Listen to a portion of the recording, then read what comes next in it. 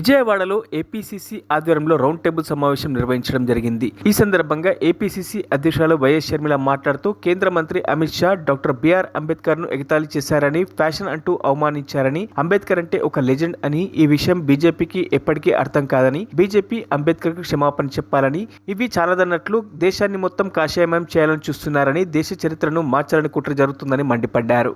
Stock exchange అయినా, ED అయినా, CBI అయినా, ఇన్కమ్ ట్యాక్స్ అయినా, ఇలా ప్రతి ప్రభుత్వ వ్యవస్థని కూడా తమ గుప్పిట్లో పెట్టుకొని స్వార్థ రాజకీయాల కోసం ఎలా వాడుకుంటున్నారో చూస్తున్నాం. ఇవన్నీ సరిపోలేదన్నట్టు ఇప్పుడు మన దేశాన్ని కాషాయమయం చేయడానికి బీజేపీ పూనుకుంది. అందులో భాగంగా దేశ చరిత్రనే మార్చే ప్రయత్నం చేస్తుంది.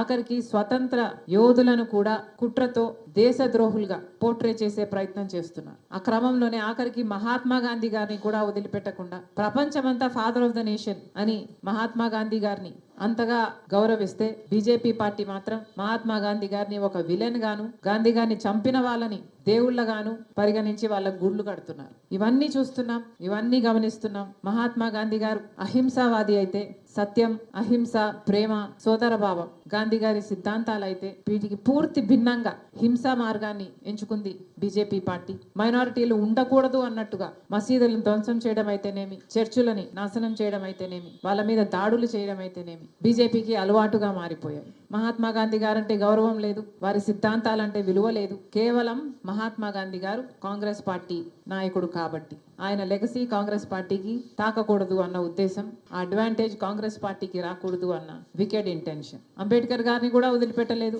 అంబేద్కర్ గారు వర్గాల వాళ్ళలో వెలుగులు నింపిన వాడు. అంబేద్కర్ గారు ఈరోజు మన దేశంలో అన్టచబిలిటీ లేదు అంటే దానికి కారణం అంబేద్కర్ లాంటి గొప్ప నాయకులు. అంతేకాదు మన రాజ్యాంగాన్ని రూపొందించిన వారు. ఈరోజు మనకు ఓటు ఉంది అన్న, సమాజంలో ఈక్వాలిటీ ఉంది అన్న, జస్టిస్ ఉంది అన్న, ఇవన్నీ రాజ్యాంగం మనకిచ్చిన హక్కులు.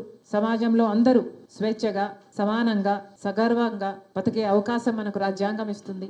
అంతటి అంబేద్కర్ గారిని కూడా పార్లమెంట్ లో ఎంత హేళన చేశారో, ఎంత అవమానించారో ఇవన్నీ చూస్తున్నాం. బేసిక్ గా దళితులు అంటేనే పడదు బీజేపీ పార్టీకి. దళితులంటేనే చిన్న చూపు బీజేపీ పార్టీకి. కులగణన చేయాలి అని కాంగ్రెస్ పార్టీ ఎప్పటి నుంచో అడుగుతుంది, డిమాండ్ చేస్తుంది, కానీ ఇంతవరకు చేపట్టలేదు.